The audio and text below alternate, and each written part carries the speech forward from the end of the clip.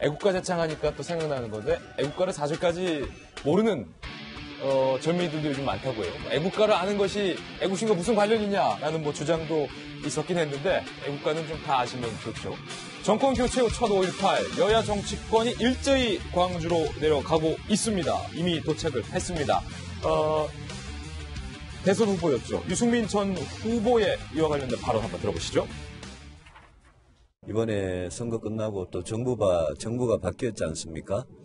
우리 광주 전남에서 많이 지지하신 우리 문재인 대통령께서 대통령이 되시고 처음 맞는 5.18 행사인데 내일 5.18을 계기로 정말 새 정부가 진정한 그런 국민 통합의 길로 나아가 주기를 바랍니다. 임을 위한 행진곡이 다시 불리게 됐는데 그거는 뭐 재창이다 합창이다 그거 가지고 저는 다투는 것 자체가 좀 부질없는 일이라고 생각합니다. 그거는 뭐 새 정부에서 방침 밝힌 대로 그거는 광주 시민들이나 또 우리 유가족들 원하시는 대로 그렇게 재창하기로 하면 된다고 생각합니다. 이게 이무리한 행진곡보다 사실 더 중요한 논란거리가 되는 것은 그때 그 당시 5.18 민주화 운동을 하고 있는 청년들과 시민들을 향해서 누가 첫 발포 명령을 내렸느냐. 전두환 전 대통령이다, 아니다. 얘기가 많지 않습니까? 김병민 의원님. 네, 그 전두환 전 대통령이 회고록을 통해서 나는 씻긴 곳의 재물이다라는 표현, 뭐 이런 것 때문에 더더군다나 유가족뿐만이 아니라 전 국민의 분노를 자아내고 있는 거죠. 그러니까요. 사실 이게 국가 차원의 진상규명이 좀 명확하게 이루어져야 되는데 최초 발포자 그리고 이게 뭐 집단 발포가 이루어졌는지에 대한 여부도 좀 명확하게 규명이 돼야 되고 최근 같은 경우는 새로운 사실들이 조금씩 밝혀지기 시작하거든요. 이게 이제 광주시 차원에서 또 진상조사위를 구성해서 하다 보니까 헬기를 통해서 그 당시에 사격이 이루어졌던 부분들이 나름대로 검증이 된 겁니다. 그 당시 이제 광주 금남로에 있는 전일 빌딩 같은 곳에는 이 헬기에 대한 사격 흔적들이 명확하게 남아있는 건데 이런 부분들이 국가수 감정을 거쳐갖고선 사실은 어느 정도 밝혀진 부분들이 존재하는 겁니다. 그러니까 명확하게 역사적 흔적들이 존재하고 있는데 과연 그렇다면은 여기에 대해서 누군가의 지시한 사람이 누구인지를 밝혀내는 게 굉장히 중요하고 예. 또 여기 한 단계 더 나아가서 이제 문재인 대통령의 공약을 하나 또 말씀드린 적이 있는데 결국은 이 5.18 이 광주 민주화운동 당시의 사건이 이제 역사가 왜곡되는 부분들이 분명히 존재하는 거거든요. 여기에 대해서도 사실은 어찌보면 뭐 민간인 학살이 있었던 부분들이 여지간히 존재한다는 진상규명도 필요할 뿐더러 여기에 대한 이제 역사 왜곡을 전두환 전 대통령의 회고록 등을 통해서 나타나는 부분인데 이런 역사 왜곡이 이제 금지될 수 있는 이런 부분들까지 공약사항으로 얘기를 하고 있기 때문에 이게 이제 법제화되는지 여부도 좀 확인할 필요가 있는 것 같고요. 마지막으로 이제 문재인 대통령이 얘기하고 있는 마지막 공약은 이 5.18 정신을 헌법에 뭐 새기겠다라고 얘기하는 부분들이 있는 만큼 이 모든 것들의 사실 종지부를 맺기 위해서는 그 당시에 있었던 사건에 대한 진상을 보다 명확하게 규명하는 일이 가장 전제가 돼야 되지 않을까 생각이 듭니다. 예, 이제 문재인 대통령이 헌화를 하고 있는 모습이 현재 생중계로 보이고 있습니다. 이무리한 행진곡에 대한 논란, 선거 때는 적이었지만 적장인 유승민 후보도 참으로 부질없는 논란거리다. 부질없는 논란은 이제 좀 멈추고 또 이제 생산적인 문제로 좀 더 나아가자라는 이야기였는데요. 여야 정치권이 모두 함께 헌화하고 있는 그런 모습 보입니다. 옆에 심상정 정의당 전 대선 후보의 모습도 보이고요. 야당 지도부의 모습도 보이고 있습니다. 문재인 대통령이 이제 헌화 및 분양을 하고 있는 그런 모습입니다.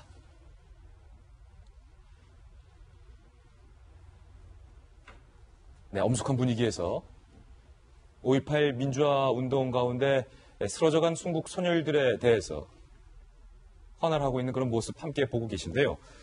시대가 참 많이 변했다 이런 생각이 좀 듭니다. 5.18 민주화 운동 기념식 사실 작년에 정성희 위원님 광주 금남로에 있는 한 건물 벽에서 헬기에서 쏜 것으로 보이는 총탄 자국이 발견됐습니다. 결국에 국과수에서 헬기에서 총을 쐈던 것이 맞다라는 것까지 인정하는데 얼마나 오랜 시간이 걸린 겁니까?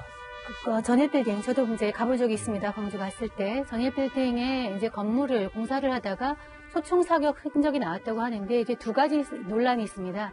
헬기에서 쏜 것은 맞는데 저도 이제 물어봤어요. 제가 군대를 안 갔다 오다 보니까 도대체 뭐가 문제냐.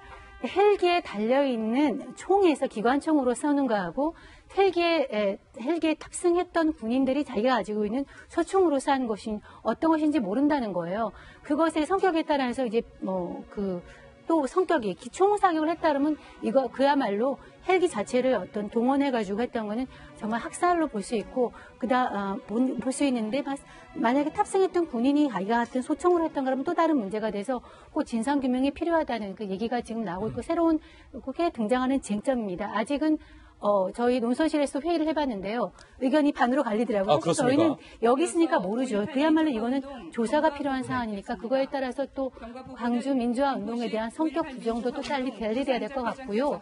또 저희 같은 경우는 80년대 그 5.18 민주화 운동은 저희같이 80년대 초반에 대학을 졸업하거나 또 그 시대를 살았던 모든 사람들한테는 씻을 수 없는 트라우마죠. 예. 지금 시간이 37년이 흘렀는데도 저기 부상자들 모습 보이지만은 여전히 오늘의 일처럼 가지고 있는 그런 기억인데 37년이 흐른 마당에서 대통령이 저렇게 참석을 해서 기념을 하고 그 정신을 순화시키고 그 정신을 이어받은 정부라는 것 갖다가 만병을 표현하는 것은 굉장히 보기 좋은 모습으로 보입니다. 예, 헬기에서의 사격 흔적 그리고 사실 아직도 많은 세월이 지났는데 행방불명자들에 대해서 도대체 어떻게 어디로 사라진 것인지가 사실 규명이 안 됐어요. 행불자가 지금 현재 76명입니다. 사망자가 155명. 그다음에 상위 사망자가 111명인데 역사상 이런 어떤 민주화 운동에 있을 때는 이거 진상을 규명해가지고 이 한 명 한 명이 어떻게 처리가 되는지를 하는 것은 굉장히 중요합니다. 근데 우리 광주 같은 경우는 제가 알기로 굉장히 잘 파악이 돼 있습니다. 그러니까 사망자나 이 부상 증명에서는 제일 파악이 잘 돼 있는 편인데 다른 나라에 비해서 행불자가 지금 있어요. 행보자 76명에 대해서는 아직 확실하게 정리가 안 된 것이 있는데 마치 미국에서 자기들이 군인들이 다른 나라에 가서 싸웠을 때 꼭 유골 수습해서 가듯이 그것을 굉장히 기록해서 남기는 것을 중요하게 생각하는데 마찬가지입니다.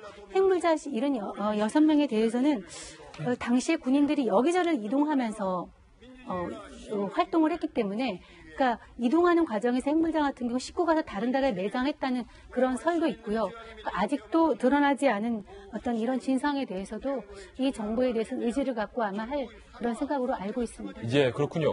전두환 전 대통령이 나는 피해자다. 최근 자서전에서 이런 발언을 해서 정말 논란의 중심에 다시 한번 섰는데 어떻게 피해자가 될 수가 있습니까? 서가번 전 의원님. 정말 화나는 일이죠. 네, 정말 국민들 앞에 다시 한번 석고 대지를 해도 시원치 않는데 피해자라고 하니 정말 이 억장이 정말 무너질 일입니다. 참으로 가증스럽고요. 사실 우리가 멀리 2차 대전 때 독일 나치 전범들 처리하고 또 이 홀로코스트들 진상 규명하면서 지금까지도 하나하나를 다 이 진상 규명하는 것은 다시는 그런 과오를 범하지 말아야 되겠다라는 현재의 약속 아니겠습니까? 예. 가장 우리 현대사에 얼마 되지도 않았습니다. 말씀 주셨듯이 그 현장들 또 그 사실들이 비교적 잘 관리되어 왔고 잘 규명되어 왔는데 마지막 정말 최후의 한 사람들까지라도 또 발포 명령자도 마찬가지죠.